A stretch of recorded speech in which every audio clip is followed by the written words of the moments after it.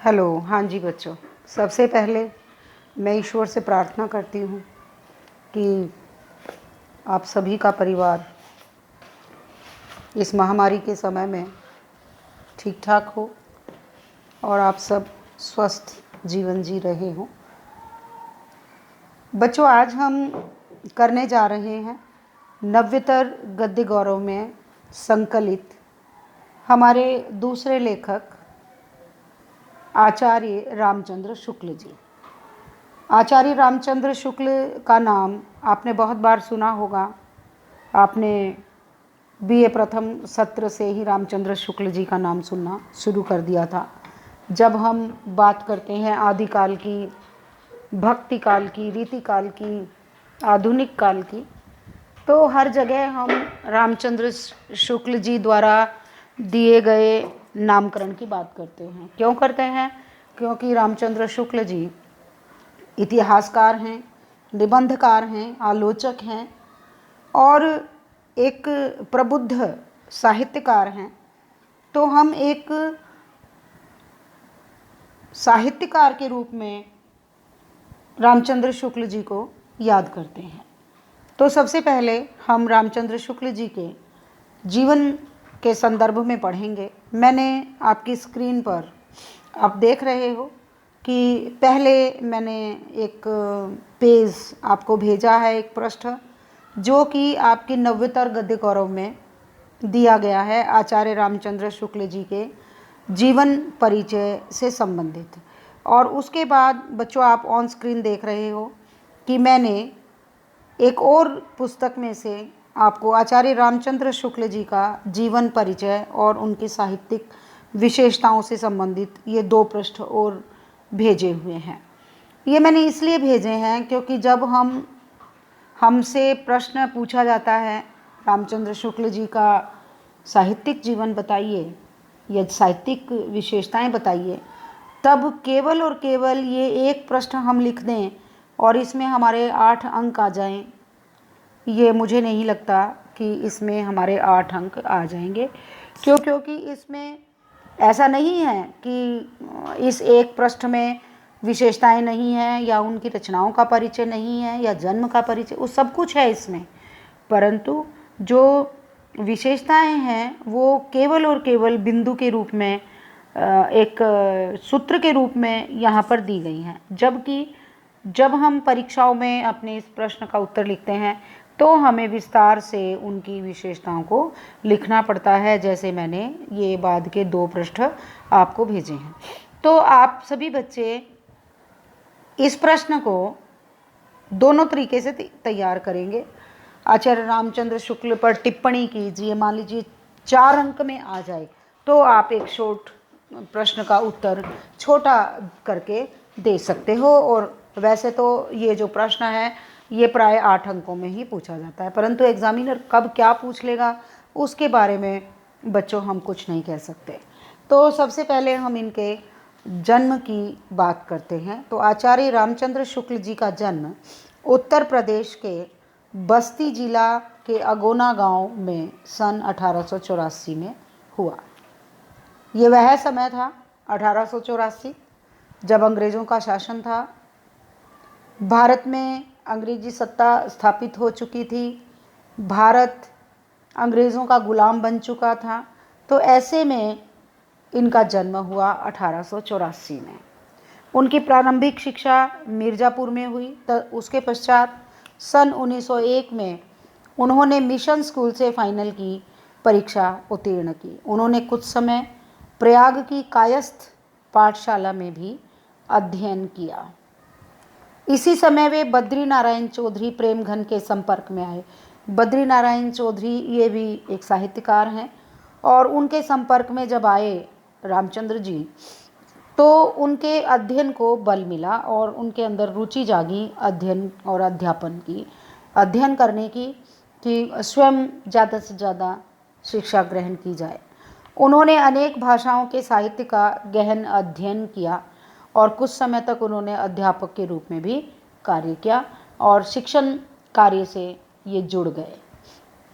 उन्होंने काशी में आकर हिंदी शब्द सागर शीर्षक से के संपादन में वैतनिक सहायक के रूप में कार्य किया। वैतनिक सहायक का मतलब है कि इसके परिणाम स्वरूप इन्हें वेतन मिलता था। उसके पश्चात नागरी प्रचारणी पत्रिका का संपादन किया और ये संपादन कार्य में लग गए। पहले तो वे बनारस हिंदू विश्वविद्यालय के हिंदी विभाग के प्राध्यापक के पद पर नियुक्त हुए, प्रवक्ता के पद पर, और फिर वहीं हिंदी विभाग के अध्यक्ष पद को इन्होंने सुशोभित किया। तो पहले सह संपादक के कार्य से जुड़ते हुए साथ ही साथ इन्होंने हिंदू विश्वविद्यालय बनारस में अपनी सेवाएं दी। सन 1937 में बाबू श्याम सुंदर के अपने अवकाश ग्रहण करने पर हिंदी के ये विभागाध्यक्ष हो गए थे। सन 1941 में हिंदी की इस महान विभूति का स्वर्गवास हो गया। कुछ एक किताबों में 1940 दिया हुआ है और कुछ एक में 1941। तो लगभग 56 वर्ष की अवस्था में इनकी मृत्यु हुई।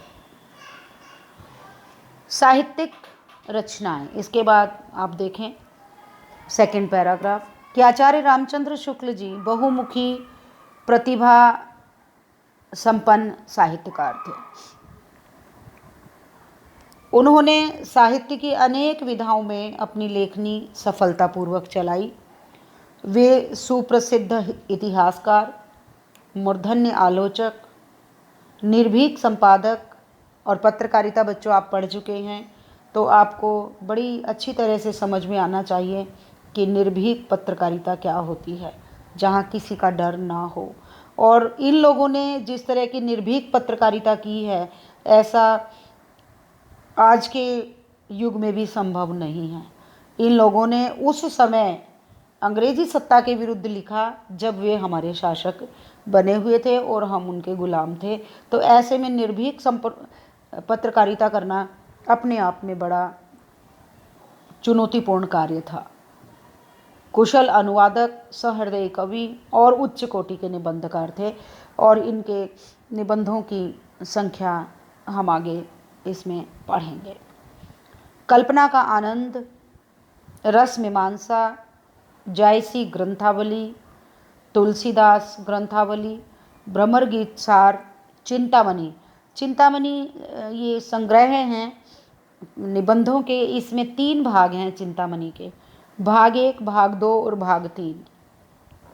और इसमें जो चिंतामणि है, इसमें इन्होंने मनोविकारों से संबंधित, मनोविकार क्या होते हैं, जैसे ईर्ष्या है, घृणा है, भय है, लोभ है, श्रद्धा भक्ति है, उत्साह है, करुणा है, लज्जा है, ग्लानि है, इस तरह के विषयों को अपने निबंधों में इन्होंने स्थान दिया और उन मनोविकारों की अभिव्यक्ति की जो दिखाई नहीं देते, मन के भाव कभी दिखते नहीं हैं, परंतु लेखक ने उन मनोभावों को इतनी अच्छी तरह से अभिव्यक्त किया है कि हमें लगता है जैसे हम उस मनोभाव के विषय में सब कुछ जान गए हैं।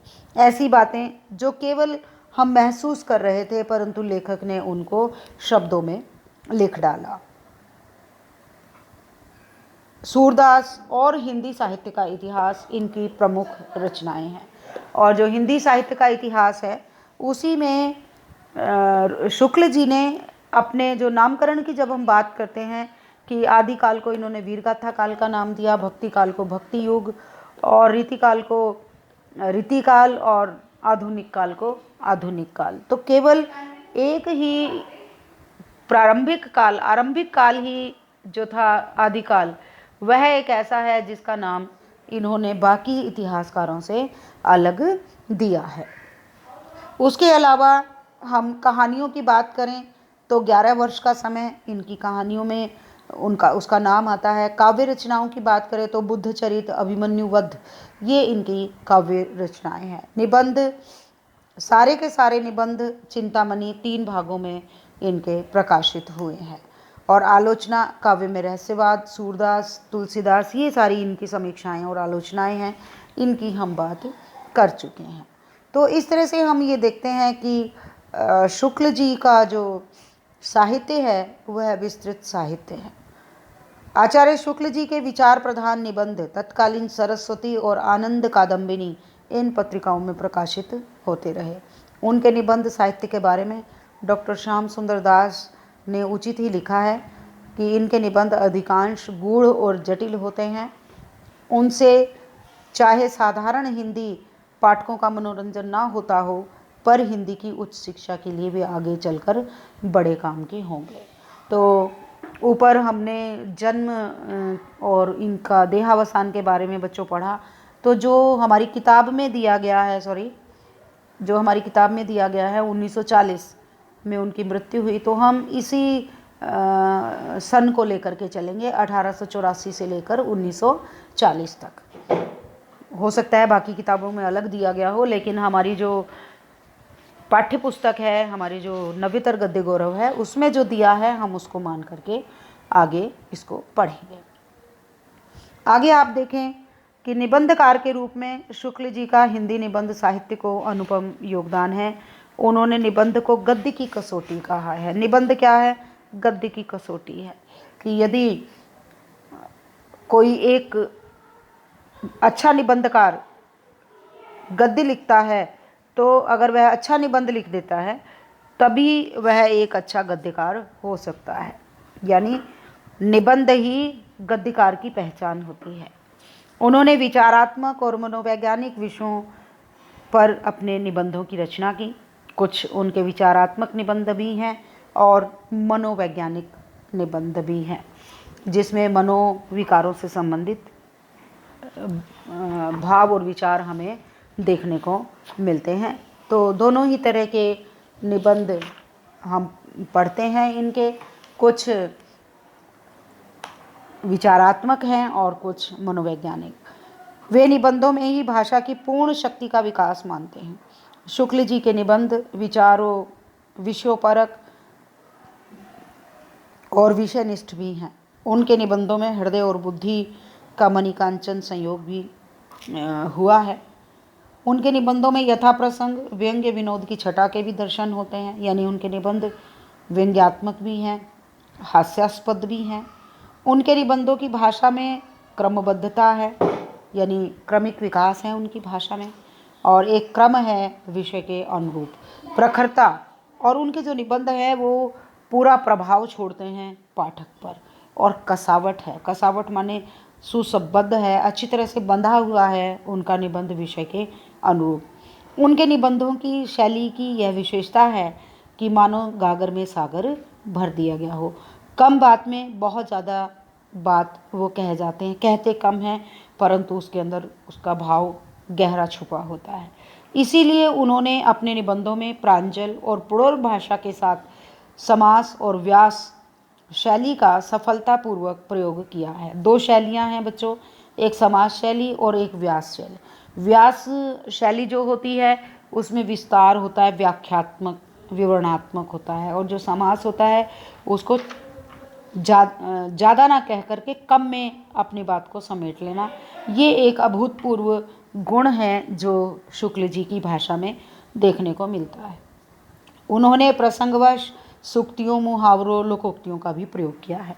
जब हम पाठ को पढ़ेंगे तो आप उस पाठ के अंदर से जहाँ जहाँ आपको लगे ये सूक्ति है, ये मुहावरा है, ये लोकोक्ति है, उसको आप साथ साथ बच्चों अंडरलाइन करते चले जाएंगे जहाँ कोई मुहावरा, सूक्ति या लोकोक्ति आती है। इसी तरह से जो निबंध कला की विशेषताएं हैं वो भी बनती हैं, इसी तरह से भाषा शैली की विशेषताएं भी बनती हैं। तो जब हम निबंध को पढ़ते हैं तब हमें ये ध्यान रखने वाली बात है कि कहाँ किस तरह से लेखक ने अपने विचारों को, अपने भावों को हमारे निबंध में अभिव्यक्त किया है। और इनका जो निबंध है उत्साह भी बच्चों एक मन का ही भाव है जिसकी अभिव्यक्ति लेखक ने इस निबंध के माध्यम से की है। और उन्होंने बारीक से बारीक अंतर को भी ढूंढने की कोशिश की है इस निबंध में कि उत्साह और साहस में क्या अंतर है, उत्साह और वीरता में क्या अंतर है। हालांकि हमें कई बार लगता है कि साहस ही तो उत्साह है, उत्साह ही तो साहस है, परंतु लेखक ने बड़ी अच्छी तरह से इन दोनों के अंतर को भी इस निबंध के माध्यम से हमें समझाया है। 56 वर्ष की अल्पायु में इनका देहावसान हो गया सन 1940 में। वस्तुतः आचार्य रामचंद्र शुक्ल हिंदी निबंध के क्षेत्र में शीर्षस्थ स्थान के अधिकारी हैं, यानी ये सर्वोच्च स्थान पर बैठने के योग्य है जब हम निबंधों की बात करते हैं। अब हम बच्चों आगे बात करते हैं साहित्यिक विशेषताओं की। जैसे मैंने आपका चैप्टर शुरू करने से पहले ही बोला कि जो पुस्तक में दिया गया है उसमें केवल पॉइंट्स में, जैसे विचारात्मक, मनोवैज्ञानिक, मौलिक, बौद्धिकता प्रधान, मनोवैज्ञानिक निबंध, लोकोक्ति, मुहावरे, इनका प्रयोग, व्यास शैली, समाज शैली का प्रयोग, तो ये जितनी बातें लेखक ने यहाँ इस पहले पृष्ठ में दे दी हैं, एक तरह से बच्चों ये शुक्ल जी की के साहित्य की विशेषताएं हैं, जिनको हम किसी भी अन्य किताब के माध्यम से इन पॉइंट्स को विस्तार पूर्वक करने का प्रयास करेंगे, जिसमें हमारे पॉइंट्स होंगे मौलिकता, गंभीर चिंतन, व्यंग्य और विनोद की शैली, भाषा, हृदय और बुद्धि का समन्वय, अनुभूति पक्ष, प्रकृति का चित्रण, मौलिक चिंतन, ये सारी विशेषताएं आप आगे देख रहे हो कि ये पॉइंट वाइज यहाँ पर दी गई हैं। मौलिक चिंतन, सुगठित विचार परंपरा, गंभीर विवेचन, हृदय और बुद्धि का समन्वय, अनुभूति पक्ष, प्रकृति चित्रण, भाषा और शैली। तो सभी बच्चे इसको अच्छी तरह से रीड करेंगे। मैंने आपको भेज दिया है और समझा भी दिया है कि मनोविकारों संबंधी इनके निबंध हैं। तो इस तरह से आप इस किताब के अलावा भी, जो मैंने अभी आपको फ़ोटो भेजी हैं, इस पुस्तक के अलावा भी यदि और कोई पुस्तक आपके पास है तो उसमें से भी आप आचार्य रामचंद्र शुक्ल जी के साहित्यिक विशेषताओं को तैयार कर सकते हो। ठीक है, तो बाकी नेक्स्ट चैप्टर में मैं आपको भेजती हूँ नेक्स्ट लेक्चर में। अभी के लिए इतना ही, तो आप इसको ध्यानपूर्वक सुने और पढ़ें, ये आज का काम है आपको। और जो रामचंद्र शुक्ल जी की साहित्यिक विशेषताएं हैं, इन पर चर्चा और विस्तार से मैं आपसे कल करूँगी, क्योंकि बच्चों मेरा उद्देश्य बहुत ज़्यादा सिलेबस करवाना या बहुत जल्दी पाठ्यक्रम को करवा देना कभी भी नहीं रहा। अभी तो हम ऑनलाइन क्लास पढ़ रहे हैं, हम रिकॉर्डिंग भी आपको भेज रहे हैं। आज भी मेरा उद्देश्य वही है जो ऑफलाइन क्लासेस के अंदर होता है। जब आप मुझसे ऑफलाइन पढ़ रहे थे तब भी आपने देखा होगा कि मैंने कभी भी बहुत ज़्यादा सिलेबस या बहुत ज़्यादा भाग दौड़ कभी भी नहीं की है। केवल एक ही ध्येय है बच्चों, मेरा एक ही उद्देश्य है कि जितना भी पढ़ा जाए, चाहे वो थोड़ा पढ़ा जाए, परंतु वह आपको समझ में आना चाहिए। तभी मेरे पढ़ाने की और मेरे समझाने की उपयोगिता है। अगर मैंने पढ़ा दिया और मैं भागती चली गई और मैंने सीधा रीडिंग कर दिया, पूरे पाठ को पढ़ा दिया, तो उसका बच्चों मुझे नहीं लगता कि कोई फ़ायदा है। तो हम कम करेंगे, थोड़ा सिलेबस करेंगे, लेकिन अच्छी तरह से करेंगे। ठीक है बच्चों, क्योंकि अभी कोई रिसेंटली आपकी परीक्षाएं नहीं हैं कि मैं बहुत जल्दी मचाऊं या बहुत जल्दी आपका सिलेबस करवाऊं। और हमारा पाठ्यक्रम जो है सही चल रहा है। दूसरा निबंध हम एक दिन बाद शुरू कर ही देंगे, और केवल हमारे सिलेबस में 7 निबंध हैं। ये शुरू के 2-3 निबंध हैं जो थोड़ा ज़्यादा समय लेंगे। उसके बाद जब हम संस्मरण की बात करेंगे या जब हम यात्रा वृत्तांत की बात करेंगे, तो वहाँ पर ज़्यादा कुछ समझाने के लिए नहीं होगा, और वहाँ पर हम थोड़ा जल्दी उस सिलेबस को बाद में खींच सकते हैं। तो अभी क्योंकि ये पहले जो 2-3 पार्ट हैं, 4 पार्ट हैं बच्चों, ये बहुत ही अच्छे निबंध हैं और इनमें मुझे ज़रूर समय लगेगा। और सबसे ज़्यादा समय तो देवदारू जो वृक्ष है उस पर लगने वाला है। देवदारू के नाम से जो चौथा निबंध है हमारा, उसमें और दूसरे निबंध में निसंदेह थोड़ा ज़्यादा समय लगेगा। तो आगे का जो लेक्चर है मैं आपको दूसरी वीडियो में भेज रही हूँ। अभी के लिए इतना ही। तो आज आप इसको रीडिंग कर लें, इसको पढ़ लें, और कोई और किताब है तो उसमें से भी सब पढ़ लेंगे। ठीक है बच्चों? Okay, all the best.